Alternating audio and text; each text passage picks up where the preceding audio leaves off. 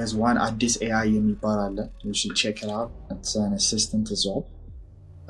There is ሀሳብ AI የሚባል አለ. It does transcription as well. Transcription እንሰራው or transcription እንሰራው በአፍ የምታወራውን ወደ ቴክስት ይቀይርልሃል. I have seen Dala የሚባል አለ. It's an app builder. Also I have seen this አንድ ደግሞ የፋይናንስ ላይ ህግ ላይ የሚሰራ አይቻለሁ. የህግ አማካሪ application. And also it's like ArchiveX or something like that የሚባል አለ.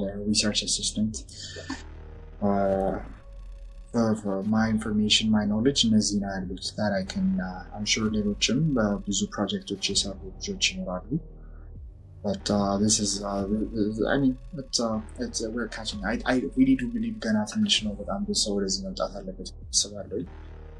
Compared to the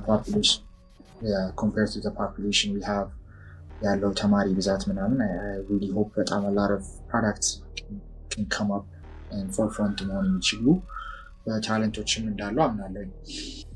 Yeah, these are the things that I can mention.